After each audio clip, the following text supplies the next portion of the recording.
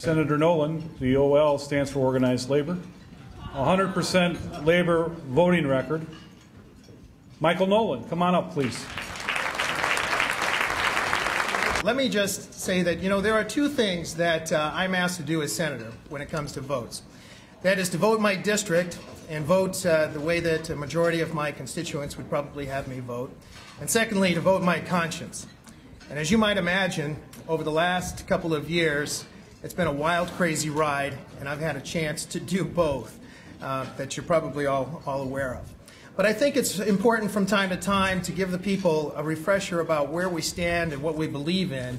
And I think I'll take that opportunity here briefly just to mention a few core values. And I think as I look around the room, as I look at all the people that I've had a chance to speak with before I came up here this evening and this panel, I see that we all share a set of common beliefs in progressive values and the Constitution, believing that, for example, government plays an important role in all of our lives, and that it should pay more than just simply lip service to things like health care and education, creating jobs, and being good stewards of the environment.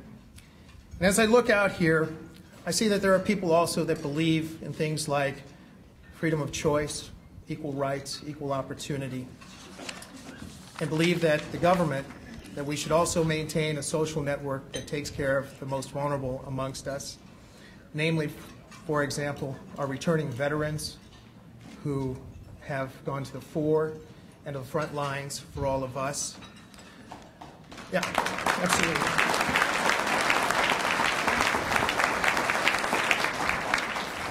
And I know as Democrats we all believe in accountability in government. I'd like to echo some of the sentiments by the comptroller, fiscal responsibility, and investing prudently, which I salute our comptroller and our treasurer for doing so over the time that they have worked together.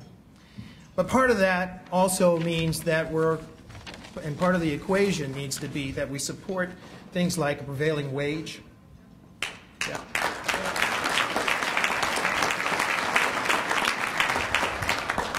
Upholding collective bargaining agreements, and building for our common future. We believe as we go along the way and we're thinking about things, we also believe in the simple things like the power of community, neighbors helping neighbors, diversity, and the golden rule, and family values. Seems like we take a hit on that, but let me tell you something about family values. This party, for all of its failings, and we have many, and we know that, for all of our failings, we behave more like family, bickering and all, for sure, than the other guys or the other party or parties could ever hope to. And that's why Illinois is a blue state, why it's going to stay a blue state, and why, in the words of Harry Truman, the Republicans are just going to have to like it. That's right.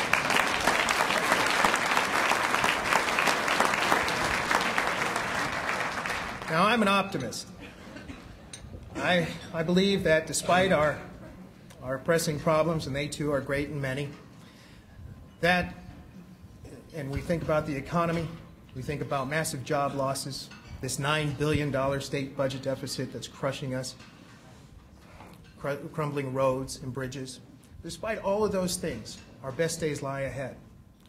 Our president, Barack Obama, has said that this is our time, and I believe him. And it is no more true than here in the state of Illinois and for we Democrats. We have a new governor, we have a new Senate president, and we have a new General Assembly. We have, in Kane County, we have newly elected Kane County board members. In my neck of the woods, Christine Castro and Jeanette Mahalik. Yep, that's right. Newly elected State Representative Keith Farnham, first Democrat taking that seat from Republicans. And for the first time, he's left now, but gosh, you got to see him. Our congressman, a Democrat, elected in the 14th Congressional District, Mr. Foster went to Washington. That's right. These are the days that we will remember. These are the days that we will look back and remember that the people turn to us with all of these difficult things that lie on our table.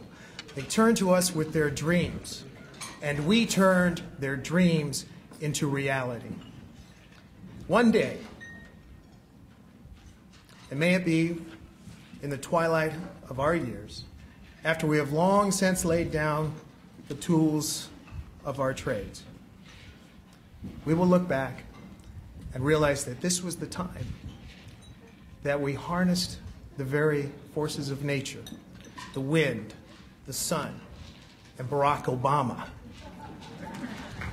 and rose to the occasion, rose to meet the greatest challenges of our time.